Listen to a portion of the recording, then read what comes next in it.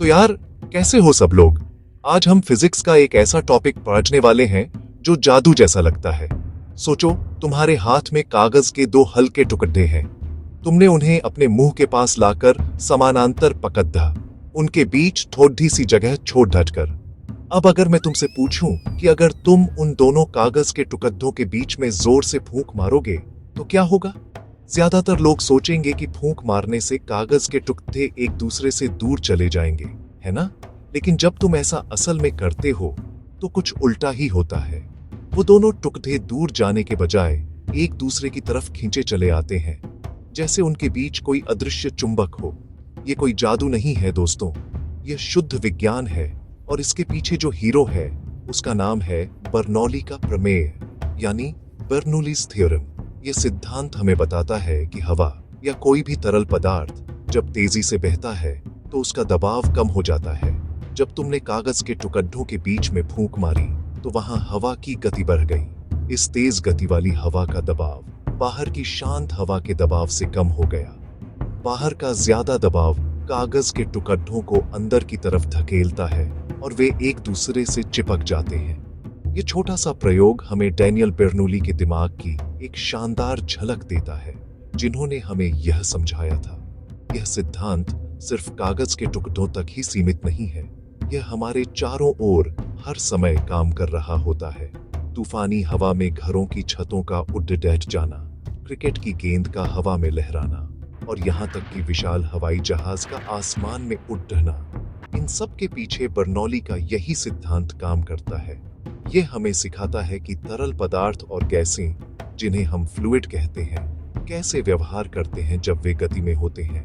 यह सिद्धांत ऊर्जा संरक्षण के नियम का ही एक रूप है जो तरल पदार्थों पर लागू होता है।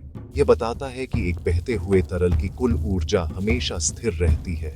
आज के इस सेशन में हम इसी जादुई सिद्धांत को बहुत ही आसान भाषा में समझने वाले हैं। हम कोई भारी भरकम जार्गन या मुश्किल मैथ का इस्तेमाल नहीं करेंगे। मेरा मकसद तुम्हें यह महसूस कराना है कि फिजिक्स रटने का सब्जेक्ट नहीं, बल्कि अपने आसपास की दुनिया को समझने का एक नजरिया है। हम देखेंगे कि कैसे यह एक अकेला सिद्धांत इतनी सारी अलग अलग घटनाओं की व्याख्या कर सकता है। तो तैयार हो जाओ, अपनी कुर्सी की पेटी बांध लो, क्योंकि हम बर्नौली के सिद्धांत की दुनिया में एक रोमांचक सफर पर निकलने वाले हैं, जहां हर मुद्दे पर तुम्हें कुछ नया और दिलचस्प सीखने को मिलेगा। तो चलो, अब गहराई में उतरते हैं और समझते हैं कि यह बर्नौली का प्रमेय असल में है क्या। डैनियल बर्नौली, जो एक स्विस गणितज्ञ और भौतिक विज्ञानी थे, ने 18वीं सदी में यह सिद्धांत दिया था। उन्होंने तरल पदार्थों के बहाव का अध्ययन किया और एक बहुत ही महत्वपूर्ण रिश्ता खोज निकाला। उन्होंने कहा कि जब कोई तरल पदार्थ बह रहा होता है तो उसकी गति और उसके दबाव के बीच एक उल्टा रिश्ता होता है। आसान शब्दों में कहें तो जहां तरल की गति ज्यादा होगी वहां उसका दबाव कम हो जाएगा, और जहां तरल की गति कम होगी वहां उसका दबाव ज्यादा होगा। ये इतना सिंपल सा आइडिया है, लेकिन इसके परिणाम बहुत गहरे हैं। इसे एक भीड़ भरे बाजार की तरह समझो। जब तुम एक चौड़ी सड़क पर आराम से चल रहे होते हो तो तुम्हारे आसपास बहुत जगह होती है, तुम लोगों से टकराते नहीं हो, यानी दबाव कम है। यहाँ तुम्हारी गति धीमी है। लेकिन जैसे ही तुम एक संकरी गली में घुसते हो, तुम्हें तेजी से निकलना पड़ रहता है ताकि भीड़ में फंस न जाओ। उस संकरी गली में तुम्हारी गति तो बढ़ जाती है, लेकिन तुम लोगों से धक्के खाते हो, तुम्हारे ऊपर दबाव बढ़ जाता है। बर्नौली का सिद्धांत इससे ठीक उल्टा है। तरल पदार्थों के मामले में जब वे संकरी जगह से गुजरते हैं तो उनकी गति बढ़ जाती है, लेकिन उनका दीवारों पर बढ़ने वाला दबाव कम हो जाता है। ये सिद्धांत असल में ऊर्जा संरक्षण के नियम पर आधारित है। बर्नौली ने कहा कि एक बहते हुए तरल के किसी भी बिंदु पर 3 तरह की ऊर्जा होती है। पहली, दबाव ऊर्जा, जो तरल के दबाव के कारण होती है। दूसरी, गतिज ऊर्जा, जो उसके बहने की गति के कारण होती है। और तीसरी, स्थितिज ऊर्जा, जो उसकी ऊंचाई के कारण होती है। बर्नौली का प्रमेय कहता है कि अगर तरल आदर्श है, यानी नॉन विस्कस एंड इनकॉम्प्रेसिबल, तो इन तीनों ऊर्जाओं का योग हमेशा स्थिर रहेगा। इसका मतलब है कि अगर एक ऊर्जा बढ़ती है तो दूसरी ऊर्जा को कम होना पड़ेगा ताकि कुल योग बराबर रहे। तो अगर हम ऊंचाई को न बदलें, यानी स्थितिज ऊर्जा को स्थिर रखें, तो समीकरण और भी आसान हो जाता है। अब सिर्फ दबाव ऊर्जा और गतिज ऊर्जा बचती है। इसका मतलब है कि अगर तरल की गति बढ़ती है यानी गतिज ऊर्जा बढ़ती है, तो उसके दबाव को कम होना पड़ेगा, यानी दबाव ऊर्जा कम होनी पड़ेगी, ताकि दोनों का जो टीटीएच कांस्टेंट रहे। यही वह मूल मंत्र है जिसे हमें याद रखना है। तेज गति बराबर है कम दबाव, धीमी गति बराबर है ज्यादा दबाव। ये सिंपल सा कॉन्सेप्ट हमें अपने आसपास होने वाली कई पजलिंग घटनाओं को समझने में मदद करता है, जिन्हें हम आगे के सेक्शंस में एक्सप्लोर करेंगे। अब तुम लोग सोच रहे होगे कि भैया बातें तो बहुत हो गईं, अब जरा फॉर्मूला भी बता दो। तो चलो बर्नौली के प्रमेय के मैथमेटिकल फॉर्म को देखते हैं। देखने में यह थोड़ा डरावना लग सकता है, लेकिन घबराना बिल्कुल नहीं। हम इसे टुकड़ों में तोड़ जाकर बहुत ही आसान तरीके से समझेंगे। बर्नौली का समीकरण है P + 1/2 RHO(V²) + RHO(GH) = कांस्टेंट। इसका मतलब है कि एक बहते हुए तरल के लिए इन तीन चीजों का योग हमेशा एक ही नंबर रहेगा, चाहे तुम उसे पाइप में किसी भी बिंदु पर नापो। चलो अब देखते हैं कि ये P, RHO, V, G और H क्या बला है। पहला टर्म है P, जिसका मतलब है दबाव यानी प्रेशर। ये वही दबाव है जो तरल अपने आसपास की दीवारों पर डालता है। इसे तुम दबाव ऊर्जा प्रति इकाई आयतन भी कह सकते हो। जब तरल धीरे धीरे बह रहा होता है तो यह दबाव ज्यादा होता है। ये वही फोर्स है जो तुम्हें महसूस होता है जब तुम पानी के अंदर गहराई में जाते हो। तो P का मतलब है स्टैटिक दबाव, जो तरल के अणुओं के टकराव से पैदा होता है। ये टर्म हमें बताता है कि तरल में कितनी इंटरनल एनर्जी है उसके दबाव के कारण। दूसरा टर्म है 1/2 RHO(V²). यह तुम्हें गतिज ऊर्जा यानी किनेटिक एनर्जी के फॉर्मूला 1/2 mv² जैसा लग रहा होगा, और तुम बिल्कुल सही हो। यहाँ RO, जिसे R हो पढ़ते हैं, तरल का घनत्व है और V तरल के बहाव की गति है। तो यह टर्म हमें तरल की गतिज ऊर्जा प्रति इकाई आयतन बताता है। जब तरल तेजी से बहता है यानी V ज्यादा होता है, तो यह टर्म बढ़ा हो जाता है। यह टर्म तरल की गति के कारण होने वाली ऊर्जा को दर्शाता है। तो सिंपल सी बात है, जितनी तेज फ्लो उतनी ज्यादा किनेटिक एनर्जी। तीसरा और आखिरी टर्म है RHO(GH). यह भी तुम्हें स्थितिज ऊर्जा यानी पोटेंशियल एनर्जी के फॉर्मूला mgh की याद दिला रहा होगा। यहाँ भी RHO घनत्व है, G गुरुत्वाकर्षण के कारण त्वरण है और H उस बिंदु की जमीन से ऊंचाई है। ये टर्म हमें तरल की स्थितिज ऊर्जा प्रति इकाई आयतन बताता है। अगर तरल ज्यादा ऊंचाई पर है तो ये टर्म बढ़ा होगा। ये टर्म तरल की पोजीशन की वजह से स्टोर हुई एनर्जी को दिखाता है। तो बर्नौलीज इक्वेशन असल में एनर्जी कंजर्वेशन का ही स्टेटमेंट है फ्लोइंग फ्लूइड्स के लिए। चलो अब इस सिद्धांत को लेकर चलते हैं क्रिकेट के मैदान पर। तुमने वसीम अकरम या भुवनेश्वर कुमार जैसे गेंदबाजों को देखा होगा जो गेंद को हवा में ही मैजिकली मोड़ देते हैं। इसे स्विंग कहते हैं। ये बल्लेबाज को धोखा देने का एक बहुत ही कारगर तरीका है। क्या तुमने कभी सोचा है कि यह होता कैसे है? इसका जवाब भी बर्नौली के प्रमेय में छिपा है। स्विंग गेंदबाजी दो तरह की होती है, पारंपरिक स्विंग और रिवर्स स्विंग। दोनों में ही गेंद की एक साइड को चमकीला और दूसरी साइड को खुरदुरा रखा जाता है। यह चमक और खुरदुरापन ही स्विंग का सारा खेल रचता है। जब गेंदबाज गेंद फेंकता है तो वह गेंद की सीम को एक खास कोण पर रखता है। मान लो चमकीली साइड आगे है। जब गेंद हवा को चीरती हुई आगे बढ़ती है तो चमकीली सतह पर हवा की परत स्मूथली बिना किसी रुकावट के बहती है। इसे लैमिनर फ्लो कहते हैं। हवा की यह परत गेंद की सतह से ज्यादा देर तक चिपकी रहती है और तेजी से बहती है। दूसरी ओर जो खुरदुरी सतह है वह हवा के बहाव में रुकावट पैदा करती है। इस वजह से हवा की परत टर्बुलेंट हो जाती है, यानी अस्त व्यस्त हो जाती है और गेंद की सतह से जल्दी अलग हो जाती है। इस टर्बुलेंट फ्लो की गति लैमिनार फ्लो की तुलना में कम होती है। अब यहाँ बर्नौली का सिद्धांत लागू होता है। चमकीली साइड पर हवा तेजी से बह रही है, यानी हाई वेलोसिटी, तो वहां दबाव क्या होगा?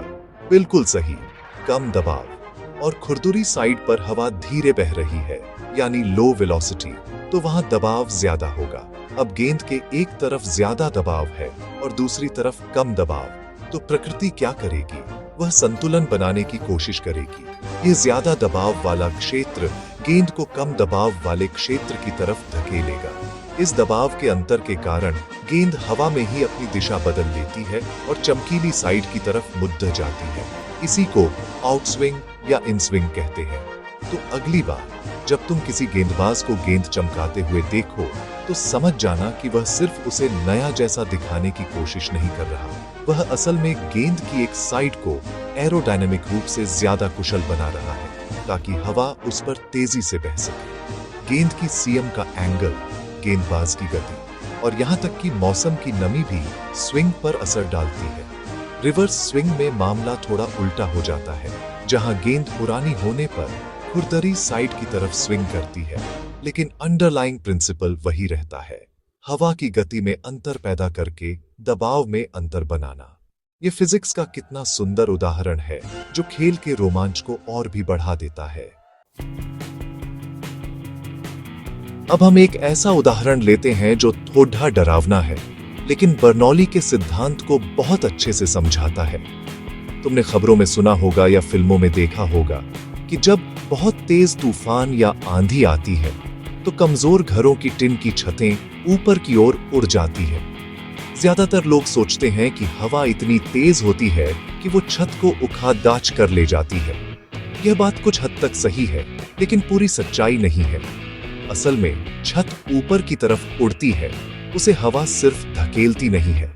इसके पीछे भी बर्नौली का सिद्धांत काम कर रहा होता है, जो एक लिफ्टिंग फोर्स पैदा करता है। चलो इसे स्टेप बाय स्टेप समझते हैं। कल्पना करो कि एक घर है जिसकी छत सपाट या थोड़ी ढलान वाली है। घर के अंदर जो हवा है वो लगभग शांत है, यानी उसकी गति शून्य के करीब है।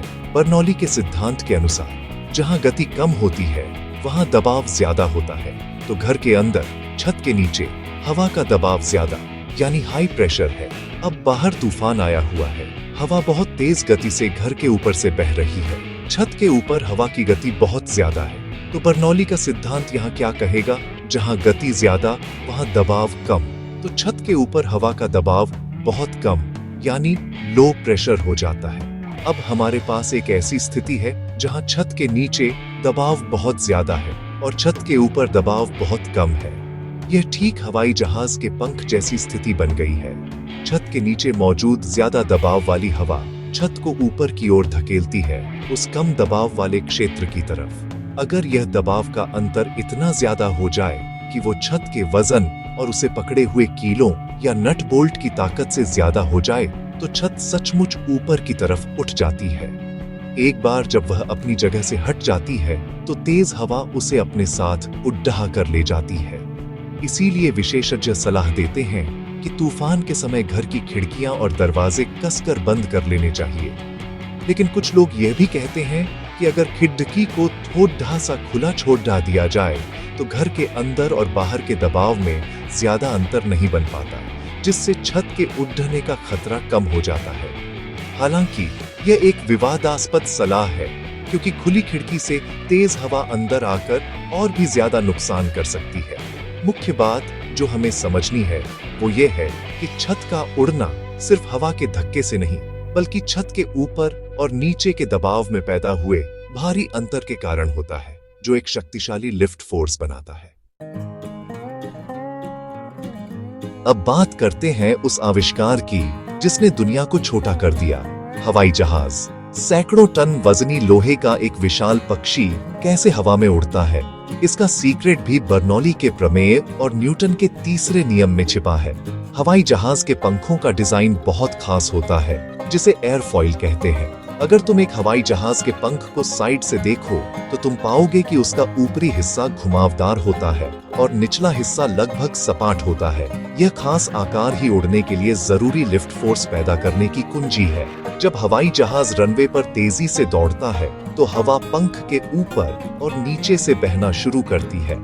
पंख के खास डिजाइन की वजह से जो हवा पंख के ऊपरी घुमावदार रास्ते से गुजरती है उसे निचले सपाट रास्ते वाली हवा की तुलना में ज्यादा दूरी तय करनी पड़ जाती है, और वह भी उतने ही समय में। ज्यादा दूरी कम समय में तय करने के लिए हवा को अपनी गति बढ़ानी पड़ जाती है।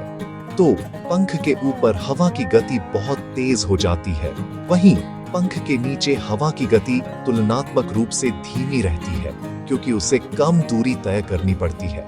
अब फिर से हमारे हीरो बर्नौली के सिद्धांत की एंट्री होती है। पंख के ऊपर हवा की गति ज्यादा है तो वहां दबाव कम होगा, पंख के नीचे हवा की गति कम है तो वहां दबाव ज्यादा होगा। अब पंख के नीचे एक हाई प्रेशर जोन बन गया है और ऊपर लो प्रेशर जोन।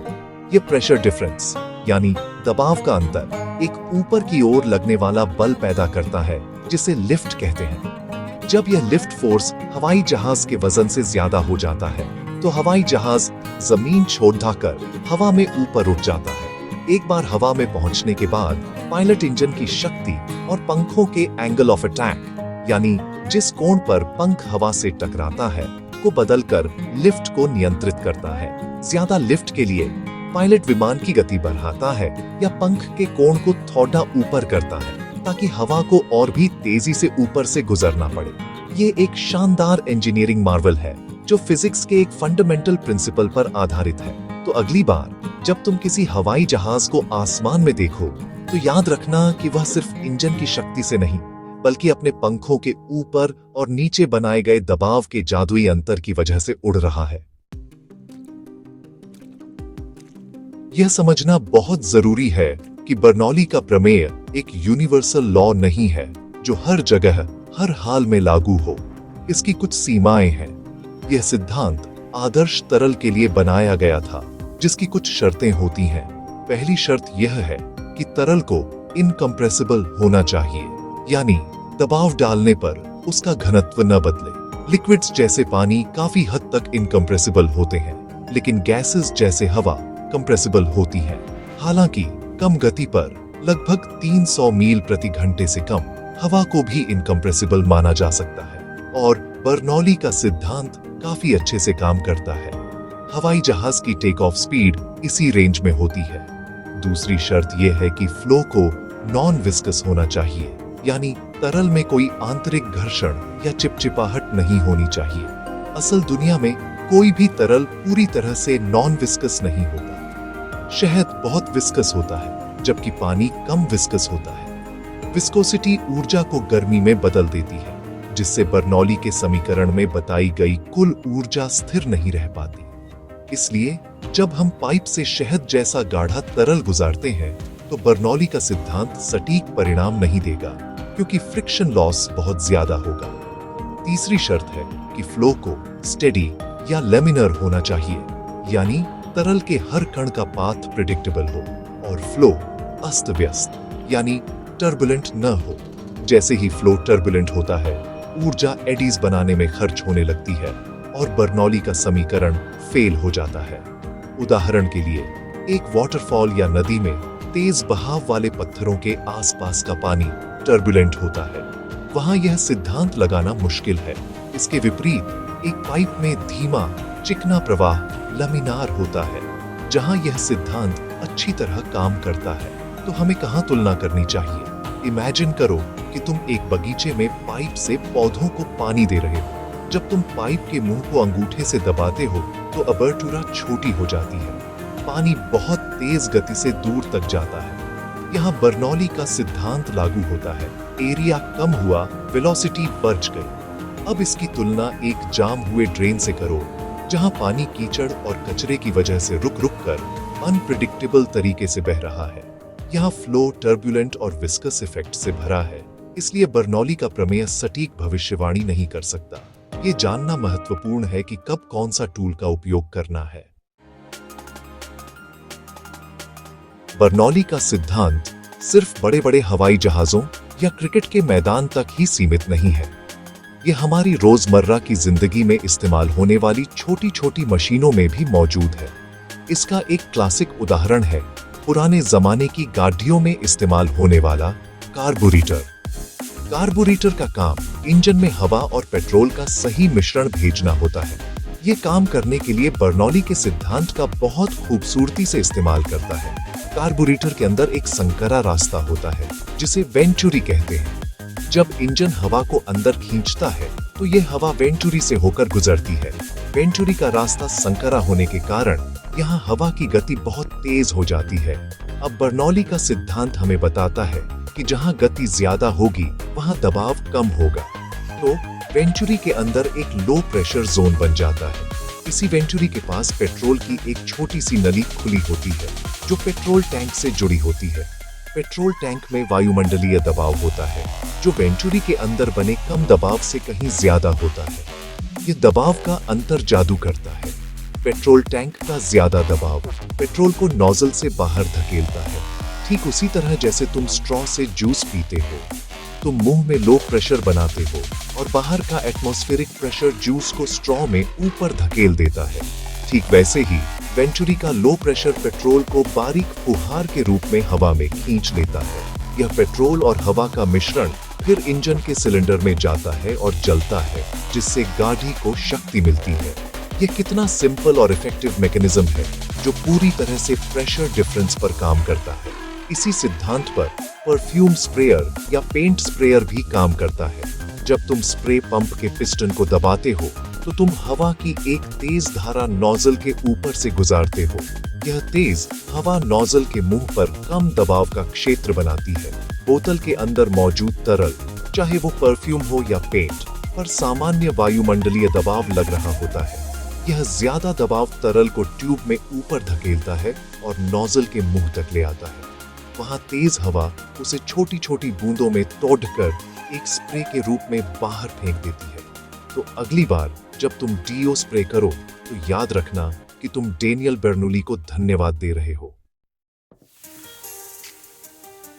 तो दोस्तों, आज हमने बर्नौली के प्रमेय की दुनिया में एक लंबा और मजेदार सफर तय किया।